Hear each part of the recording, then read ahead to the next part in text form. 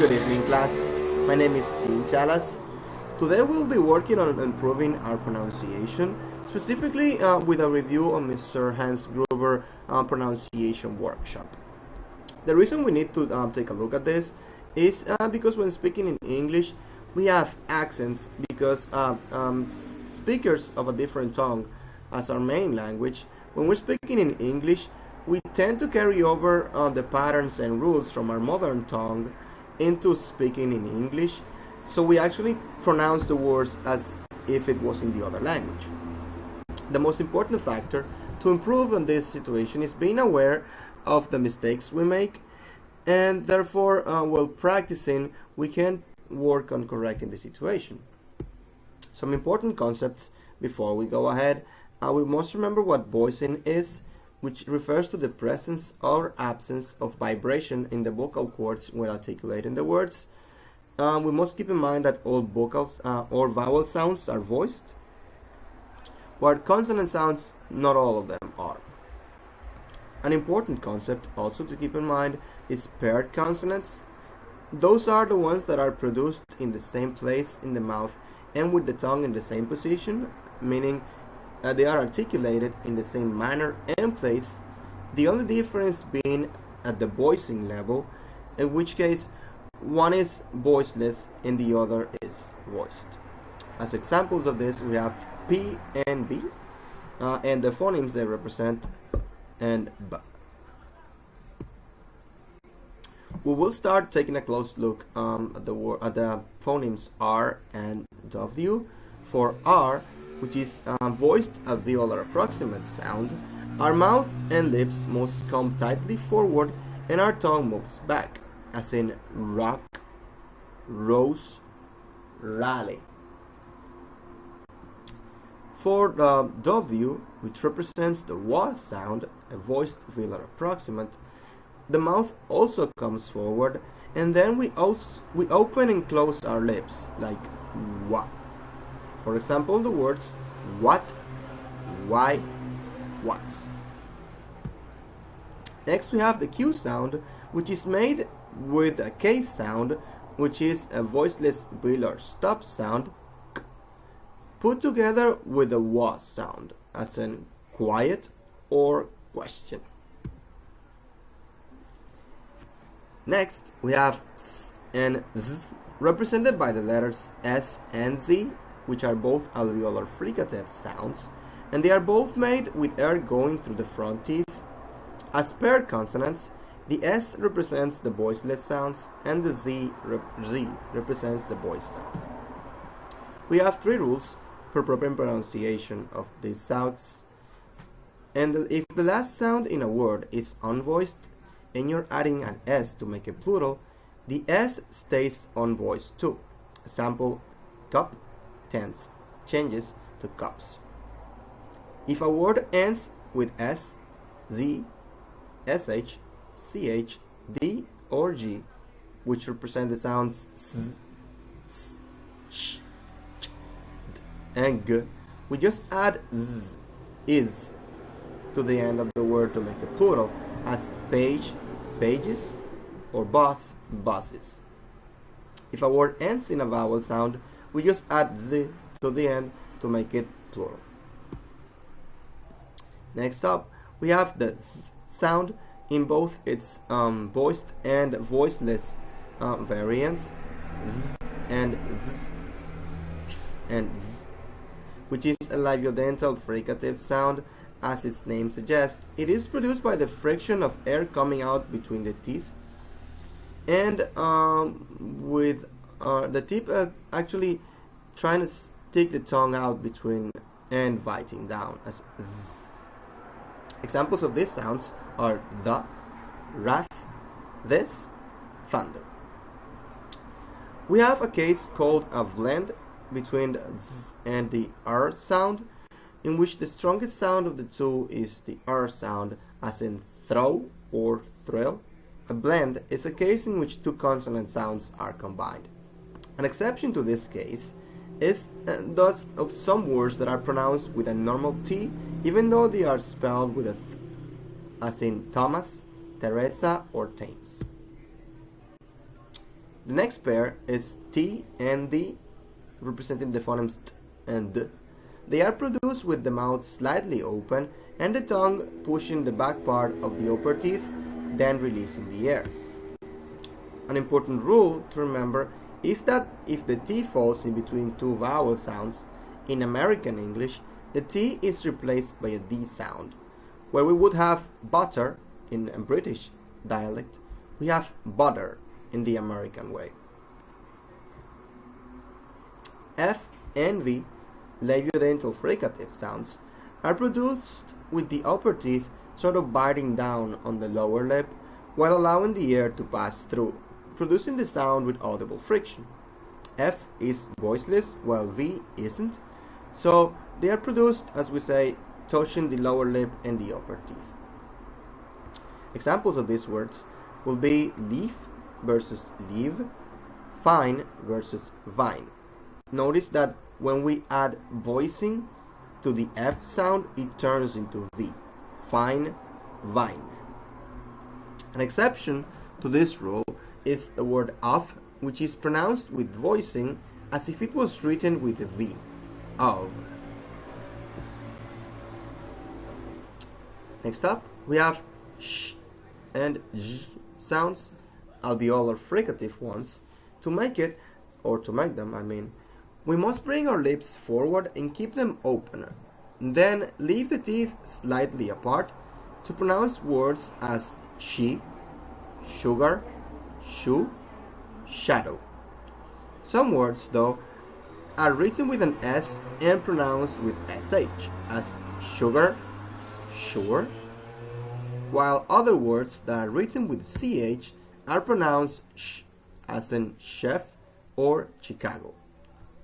Some examples of this phoneme with voicing is in the words usual, unusual, vision, casual, television, beige, massage, and prestige.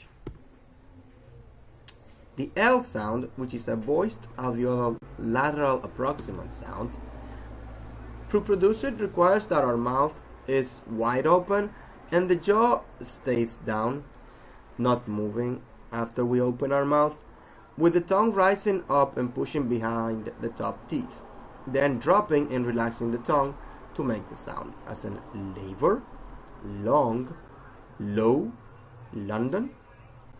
It is important to remember that to produce the L, the lips move forward and the tongue also moves forward, while to produce the R, the lips move forward while the tongue moves back, making these two sounds kind of opposite to each other and possibly hard to pronounce consecutively, as in the words jewelry and chivalry.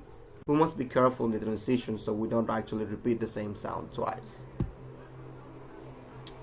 With sounds at the end of words, we must be especially careful so we don't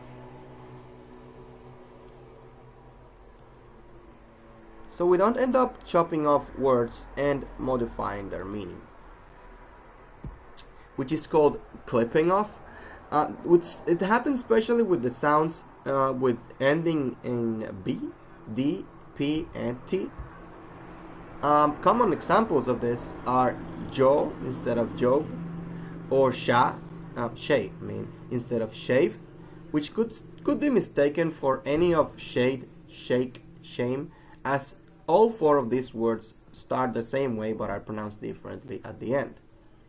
Words ending in D must be kept voiced to avoid pronouncing them like T. Words ending in ED usually have all similar endings. However, the general rule is that if the word ends in a voiceless consonant, we add a T, as in jump, jumped, and if the word ends in a voiced consonant, we add a D, as in rub, rubbed, tag, tagged. For NG endings, we must be careful not to turn the sound into a K.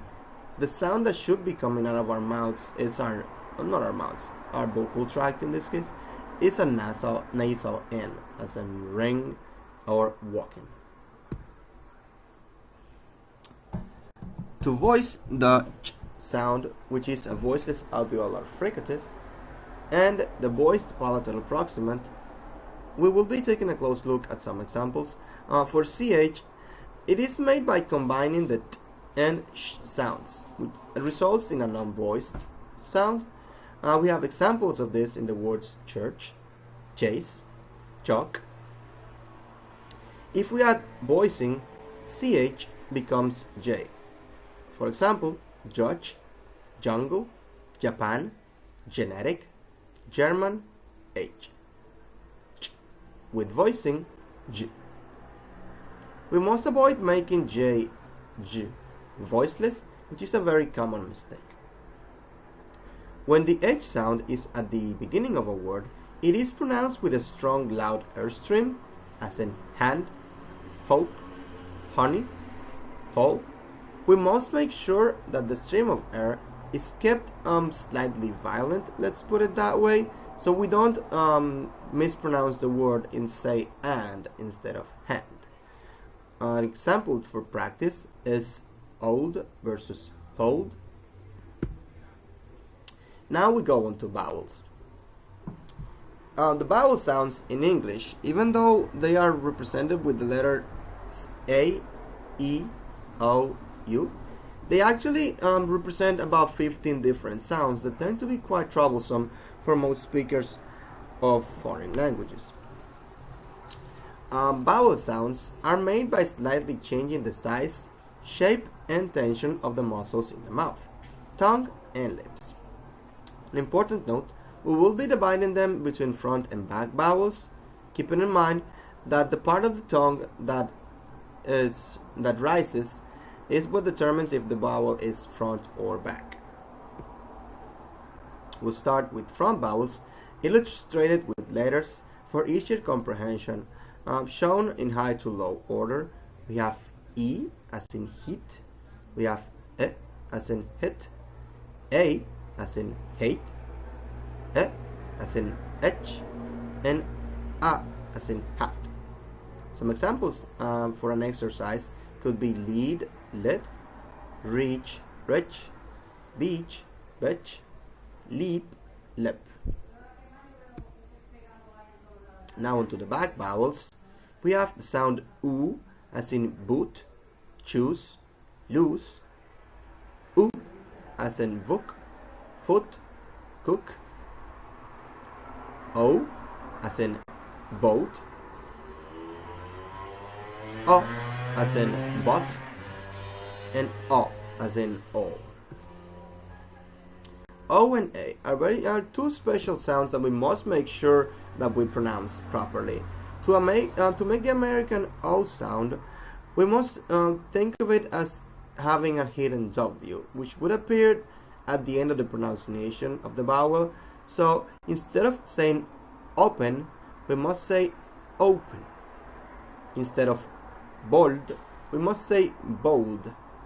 Robe instead of rob, and Rome instead of rum.